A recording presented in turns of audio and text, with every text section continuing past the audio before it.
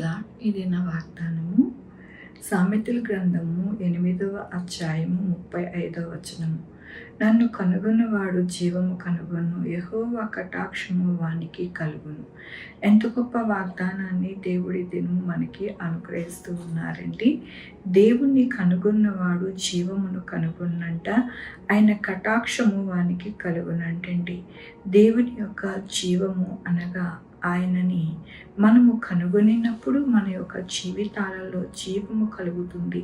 అలాగే దేవుని యొక్క జీవముతో పాటు ఆయన యొక్క కటాక్షము మనకి కలుగుతుంది. ఆనాడు మరి అబ్రహాము దేవుణ్ణి కనుగొన్నాడు. ఎవరు నిజమైన దేవుడు, ఎవరు నిజమైన రక్షకుడు అని వెతికినప్పుడు దేవుడు ఆయనకి కనుగొనడానికి దేవుడు సహాయం చేశారు. అలాగా మన యొక్క జీవితంలో నిజమైన దేవుని యొక్క కృపను మనము కనుగొనాలి. ఆయన జీవము అనగా ఆయన యొక్క కృపలో ఎలాంటి జీవము కలిగి ఉన్నదో అది మనము కనుగొనాలి. అప్పుడే మనము మన యొక్క జీవిత గమ్యము చక్కగా ఉంటుంది. ఆనాడు అబ్రహాము యొక్క జీవిత యొక్క గమ్యము ఎలా ఉన్నదండి? సంతోషకరముగా, సమాధానకరముగా, అలాగే ఆనందకరముగా మరి జరిగినది. మనకి కూడా అలాంటి జీవితాన్ని దేవుడు మనకి అనుగ్రహిస్తాను అంటూ ఉన్నారు. ఎప్పుడు అని అంటే ఆయన జీవమును కనుగొన్న వారికి.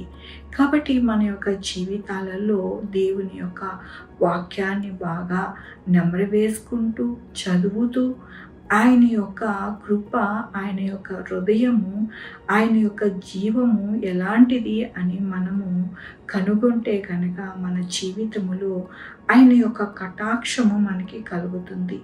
దేవుని యొక్క కృపలోని ఎల్లప్పుడూ కూడా అబ్రహాము సాగిలపడినప్పుడు దేవుని కటాక్షము వాని మీదకి ఉండి గొప్పగా ఆయన ఆనందించిందిగా మనకి వాక్యం సెలవిస్తూ ఉన్నది. కాబట్టి మన యొక్క జీవితంలో కూడా కటాక్షమును కలిగి మనము ఎల్లప్పుడూ కూడా గొప్పగా ఆనందించాలని దేవుడు ఈ దినమున దేవుని యొక్క వాగ్దానముతో మాట్లాడుతూ ఉన్నారు.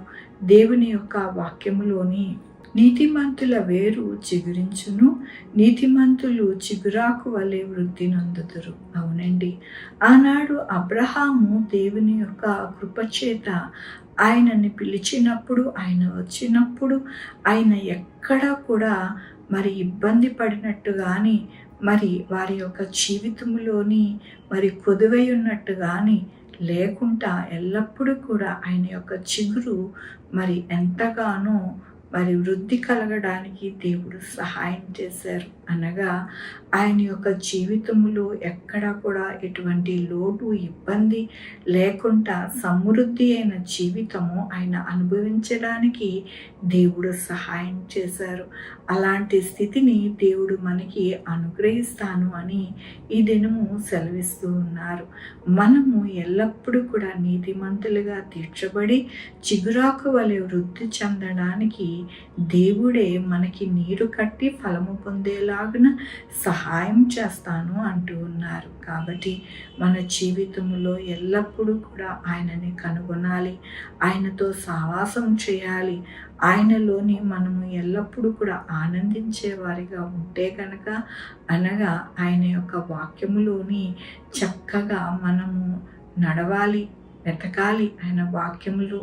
అలాగే దేవుని యొక్క కృపను అంటుకట్టుకొని బ్రతకాలి. వాక్యముతో ఎల్లప్పుడూ మనము సావాసం చేయాలి. అప్పుడే మన దినములు చక్కటైన మరి చిగురాకు వలె వృద్ధి చెంది మనకి ఎటువంటి లోటు అనేది లేకుండా దేవుని కృపను మనము అనుభవిస్తామని ఈ దినమున దేవుడు ఆయన యొక్క కృపతో వాగ్దానముతోనూ వాక్యముతోనూ మాట్లాడుతున్నందుకు దేవునికి వందనాలు చెల్లిస్తూ ఉన్నాను. ఈ దినమున పుట్టినరోజు, పెళ్లి రోజు, అనేక శుభదినములు చేసుకుంటున్న వారందరికీ కూడా నిండారిగా శుభాకాంక్షలు తెలియజేస్తూ ఉన్నానండి. మీ జీవితంలో దేవుని యొక్క ఆశీర్వాదము, ఆయన బహుమానము, ఆయన దీవెన మీకు కలుగునగాక. ప్రార్థించుకుందామండి.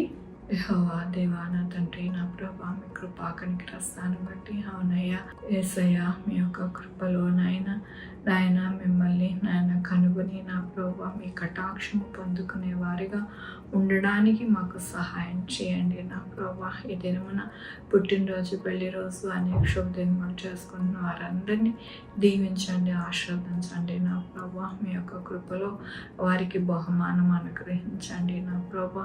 మా కొరకు ప్రార్థించమన్న వారిని వారి యొక్క బిడ్డల భవిష్యత్తుని, వారి ఆరోగ్యములు, వారి చేయి పనులు, వారి యొక్క వ్యాపారములు అన్నింటినీ కూడా దీవించి ఆశీర్వదించండి.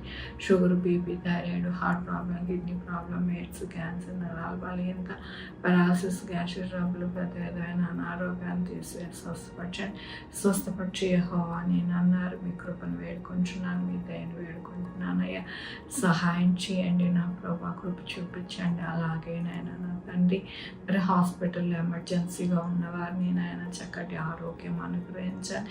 108లో నా ప్రభా తీసుకొని వెళ్ళిన ప్రతి బిడ్డ నాయన చక్కగా నాయన మరి బ్రతకడానికి ఎటువంటి ఆపద లేకుండా సహాయం చేయండి. ఎక్కడ కూడా యాక్సిడెంట్స్ కాకుండా మీ కృపని అనుగ్రహించండి. ఎక్కడ పాము కాట్లు కాకుండా సహాయం చేయండి నా ప్రభా. ఎక్కడ కూడా నాయన మీ యొక్క నా తండ్రి నా ప్రభా కృప కొరకు ఎదురు చూసి వారికి నాయన మీ కటాక్షము అనుగ్రహించండి ప్రభా.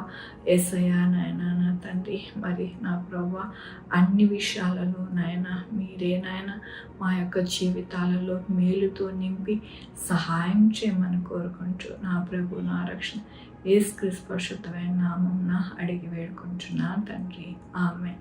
తండ్రి కుమార పరిశుద్ధాత్మ సదాకాలము మనందరికీ తోడై ఉండును గాక. ఆమేన్.